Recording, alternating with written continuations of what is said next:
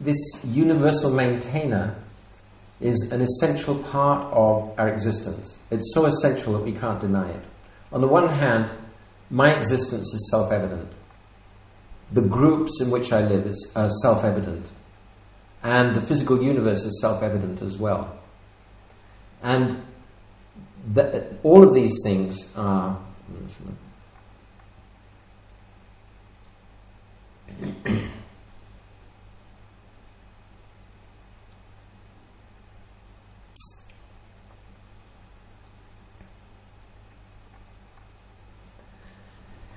The universal maintainer is an essential part of reality. It's self-evident on the one hand that my conscious existence has a basis. I don't know what it is, but it's there. The groups and relationships in which I exist, I can't deny them, because from them I'm getting my ability to think, to speak, to act, to live, everything. And the physical universe also, it's self-evident. Now, these things are also, these aspects of existence, they're also irreducible. I've several times explained why I can't deny my own existence. It doesn't make sense. I can deny it, but it doesn't make sense because my existence is built into the denial. Similarly, grouping. Supposing we have a discussion and we say that actually groups are not really an essential part of life. Now, they obviously are an essential part of life because that's how I've developed my thinking capacity to the point where I can actually talk about groups, I can talk about philosophy. And the discussion itself is taking place within a group. So it's not possible to deny the reality of groups because the denial presupposes groups exist. Similarly, it's not possible to deny the existence of the environment because the denial is also taking place in the environment. It depends on my body, my tongue, my brain, and it depends on the existence of the person with whom I'm having this discussion, who also has a physical body and they're existing within the physical environment. So these are actually irreducible aspects of our existence. So the universal maintainer, whatever it is an essential part of reality. Now we come to the question, what is the nature of the universal maintainer?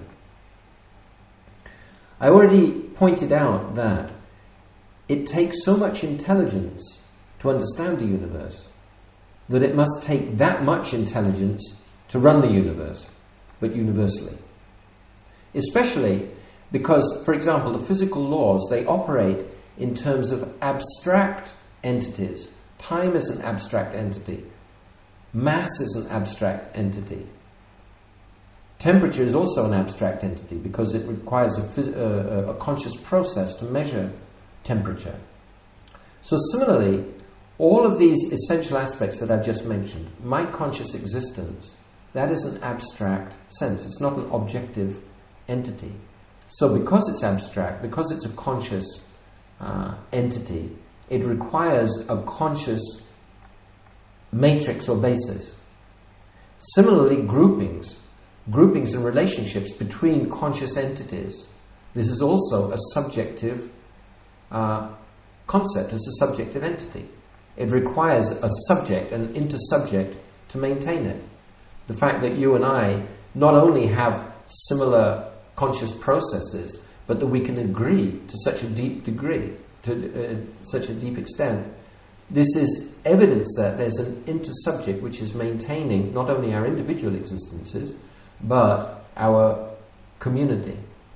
And similarly, the physical universe, because as I just explained, it's maintained in terms of abstract entities, so it requires an abstracting, maintaining matrix or basis.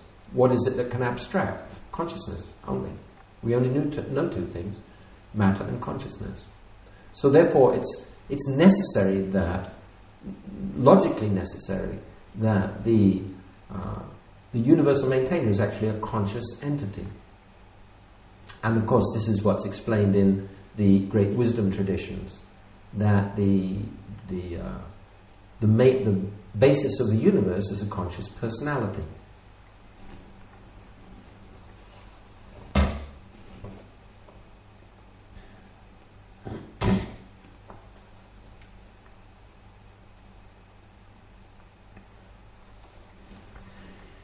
Now we come to the point of karma. If we accept the logical necessity that everything in physical is maintained by some conscious agent, by the universal maintainer, and our states of consciousness are also maintained by the universal maintainer.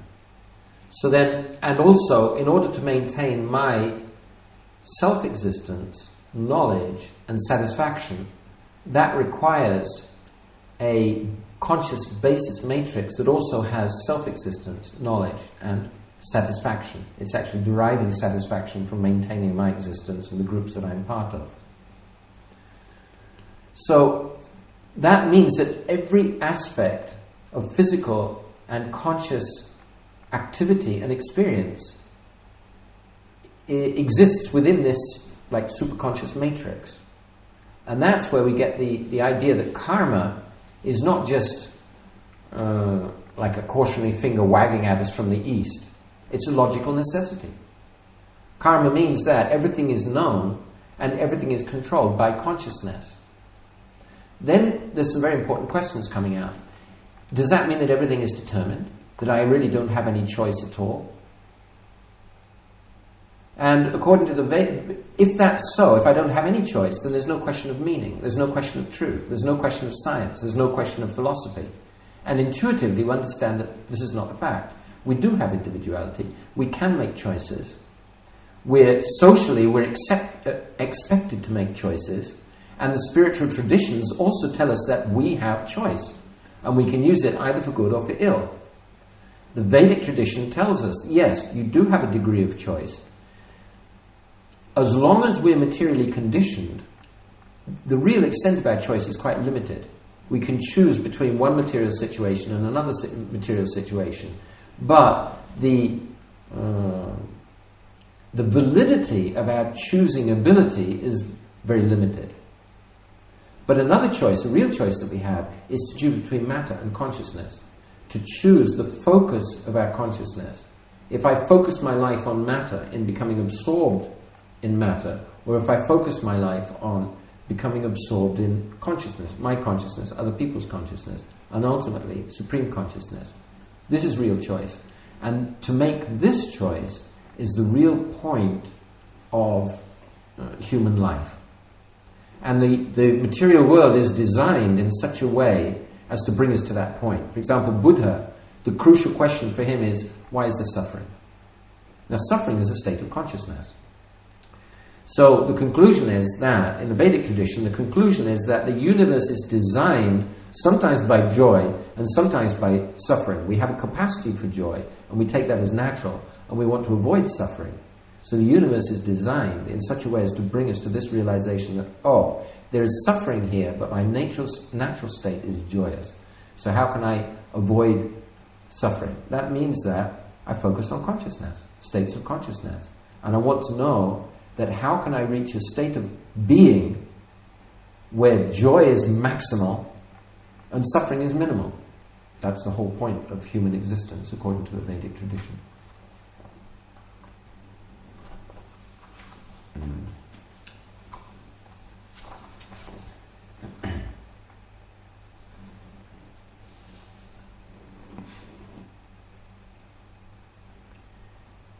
There are different views on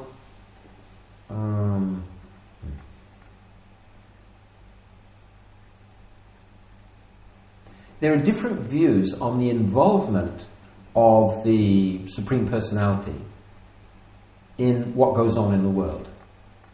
Now, Einstein, for example, he believed in some kind of a conscious basis to the world, but he didn't believe in a personal God. If we accept a personal God, then there are two particular viewpoints. One is that the personal God set up the universe with the laws of nature, flick the switch, as it were, and just let the whole thing roll on. This is called deism. And then theism is that the Supreme Personality set up everything, and that the Supreme Personality is also maintaining everything at the same time, minute by minute, second by second. And this is actually the Vedic point of view. that the Supreme Personality exists in his own abode, in the spiritual abode. He expands as the universal maintainer, and as the universal maintainer, maintains the laws of nature, maintains the laws of consciousness, maintains also the law of karma, which guides us, gradually guides us to the point of making correct choices. Karma, crudely put, we can say that what goes round comes round. What I do, there's going to be, sometimes people say, well, there's an equal and opposite reaction, but sometimes it's more. If I have developed consciousness, then I'm responsible. And sometimes the karmic warning, the karmic result of misusing my responsibility, my discretion, is quite severe to teach. In fact, just for example, the higher position somebody has, the higher social position they have, then the more culpable they are for any indiscretion, any fault. And similarly, whereas animals, they don't receive karma. Even if a tiger eats a deer, for example, it doesn't get karma, because it lives by instinct and that's the only way it can eat. But a human being, if a human being willfully creates destruction, death and destruction, then the karmic penalty for that is much more, because the human being has received an advanced sense of responsibility and discretion and understanding, and we're supposed to use that properly.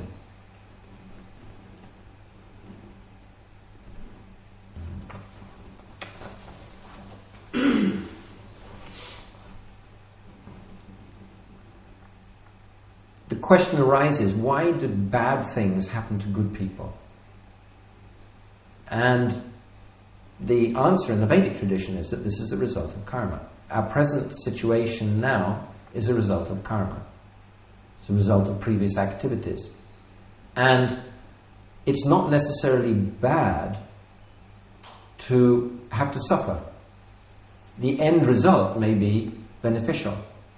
For example, supposing I have a very severe toothache. In fact, I've got an infection there, and the tooth is too far gone. So I have to go to the dentist, and that involves some pain. But when the cause is removed, then there'll be relief. Or if I have a boil, or anything wrong with my body, I require some kind of surgical operation. That will be painful, but the result will be beneficial. So in general, our material existence is like, it's an unnatural situation. And in order to terminate that, in order to bring our consciousness to the level where we opt for spiritual happiness and fulfillment and become free from the attachment to material attachment, this requires some distress, but the result is very, very beneficial. The result is eternal bliss, according to the Vedic tradition.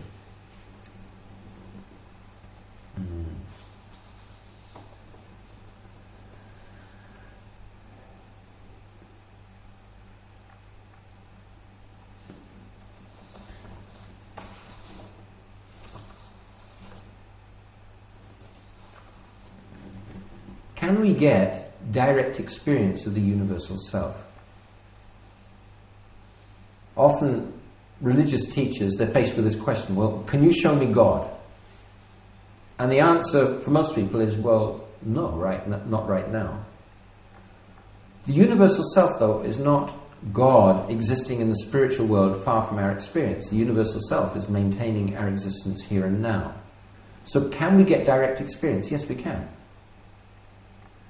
Everybody, at every moment, practically speaking, has to face completely new situations which they've never faced before, and which in fact have never arisen in the world before, because we're unique individuals and we're situated in a unique situation environment.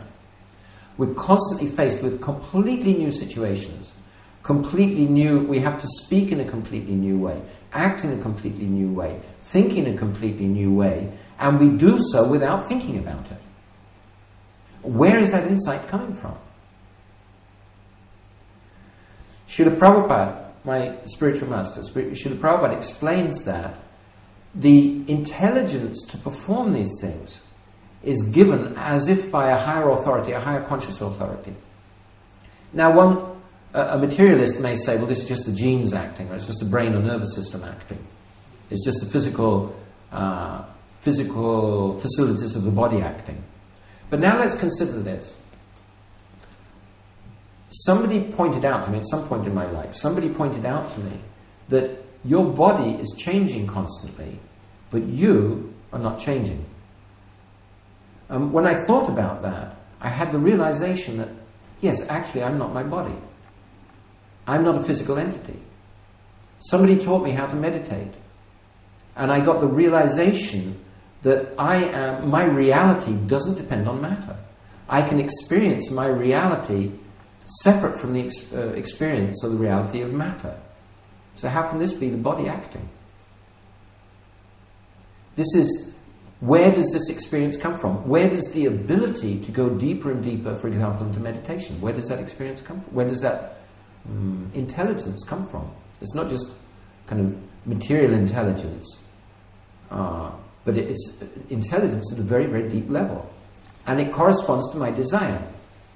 If I really want to understand something, the understanding comes. If I want to remember something, that memory comes. Where's it coming from? My personal experience, about 20-odd years ago, 25 years ago maybe, I was thinking about something completely different, and suddenly, just in a blink of an eye, an insight came to me about consciousness and why materialistic philosophy doesn't make sense. I started to think about that. I hadn't thought about philosophy before. And I developed that as far as I could. And then I stopped, couldn't go any further. Another insight came to me. And in the end, I was developing this whole presentation, which is coming now, which I'm presenting now. I would develop the concepts as far as I could, and I realized this is being given by somebody, I don't know who. So I'd say, look, this is as far as I can go. What's the next step? And the next step would come. Usually when I was using the toilet or in the shower or something like that, kind of relaxed. And poof, the next step would be there. And then I'd put that in, I'd work that up, and then I'd say, okay, that's as far as I can go. I don't know how to take this any farther. What's the next step? And the next step would come. So my personal experience is that there's a very, very highly conscious entity who's been guiding me into making this presentation for many years, consistently. And I can turn to it, and I can talk to it, and I know that it's going to come within a couple of hours maybe, or maybe I'll wake up and the answer will be there. And many scientists have had this experience also. One French mathematician, Poincaré, there was a particular problem that was on his mind, and the whole solution came just in a flash. And then subsequently, he was just getting on a bus, and as he put his foot on the bus, so a whole solution to a very, very abstract, very abstruse mathematical problem came to him. Just the whole thing was presented in totality. He wasn't thinking through it, it was given. Mozart also, his symphonies and everything was presented complete. He didn't have to think about it. It was presented. So, yes, we can. Individuals may experience like they may be channeling information from some higher conscious guide, but all of us can experience this guidance second by second. So my spiritual master said, intelligence gives one direction like some higher authority, and the living being cannot see or move or eat or do anything without the use of intelligence. When one fails to take advantage of intelligence, he becomes a deranged man. And so a living being is dependent on intelligence or the direction of a superior being. Such intelligence is all-pervading. Every living being has his intelligence, and this intelligence, being the direction of some higher authority, is just like a father giving direction to his son. The higher authority who is present and residing within every individual living being is the super self.